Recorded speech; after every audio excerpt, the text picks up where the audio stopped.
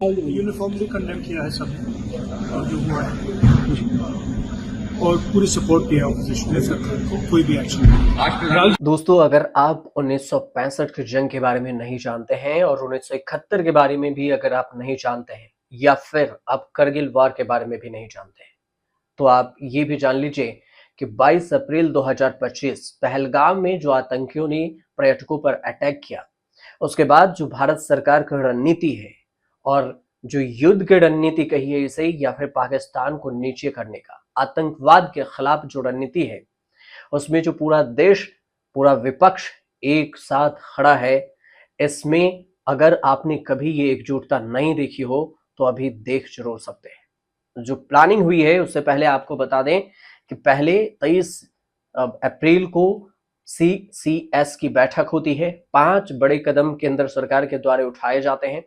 24 अप्रैल को भारत सरकार सर्वदलीय बैठक बुलाती है जिसमें विपक्ष के तमाम आला लीडर्स वहां पहुंचते हैं।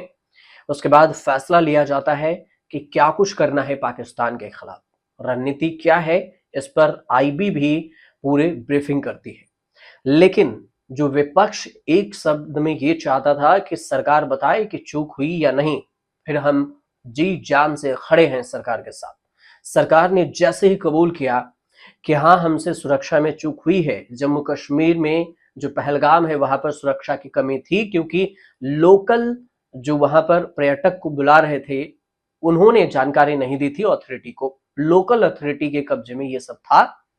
इसके बाद जो विपक्ष ने एकजुटता दिखाई है वो काबिले तारीफ है। काबिले तारीफ इसलिए कि अब देखिए रणनीति, एक तरफ विपक्ष के जो नेता प्रतिपक्ष है राहुल गांधी कश्मीर संभालने के लिए दौरे पर, कश्मीर के जायजा लेंगे, लोगों से मुलाकात करेंगे ताकि स्थानीय लोगों में हिम्मत बनी रहे। अभी जिस दिन हमला हुआ 22 अप्रैल को ही अमित शाह पहुंचे थे, 23 अप्रैल को वापस लौटते हैं। प्रधानमंत्री मोदी सऊदी की यात्रा को बीच में छोड़कर भारत आते हैं और इस बीच में मीटिंग होती है।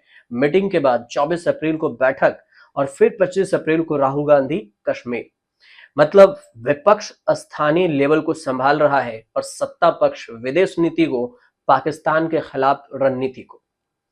अब जो केंद्र सरकार की रणनीति है उस रणनीति में विपक्ष की भी भागीदारी है क्योंकि विपक्ष शांति से केंद्र सरकार का साथ देने के लिए साथ खड़े हैं। सभी विपक्ष, वो चाहे TMC हो या फिर कांग्रेस हो, SP हो, हर एक विपक्ष NDA और इंडिया एकजुट होकर देश की एकता को दिखा रहे हैं, मिसाल कायम कर रहे हैं कि आतंकी हमला में और विपत्ति के समय में पूरा देश, हर एक नागरिक भारतीय एक है, वो चाहे हिंदू, मुस्लिम, सिख, ईसाई। क्योंकि जम्मू कश्मीर में जो हमला हुआ उसमें मुस्लिमों को भी मारा गया और इसके अलावे जो टेररिस्ट ने अटैक किया है वो धर्म पूछकर अटैक किया, तो इसमें मुसलमान भी एक हैं। जम्मू कश्मीर के मुस्लिम समुदाय भी वहां पर कैंडल मार्च निकाल रहे हैं कि जम्मू कश्मीर को तबाह करने की ये तैयारी थी।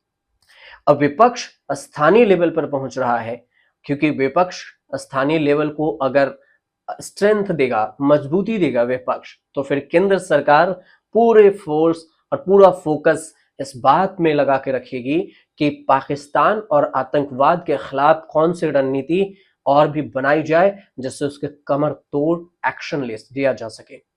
चारों तरफ से जो देखें तो सुखोई, मिराज, सबसे आक्रमण के जो उससे पहले युद्धाभ्यास अभ्यास होता है वो युद्धाभ्यास किया जा रहा है। सभी सेना, नेवी, थल, जल सभी को युद्धाभ्यास के लिए लगा दिया गया है। सबको अलर्ट कर दिया गया है। हर देश के राजदूत को अलर्ट कर दिया गया है, बुलाकर बैठक हुई है। IB राष्ट्रपति से परमिशन ले लिया कि अगर युद्ध की स्थिति आती है तो राष्ट्रपति ही देश में पहले साइन करते हैं क्योंकि तीनों सेना के प्रमुख राष्ट्रपति ही होते हैं।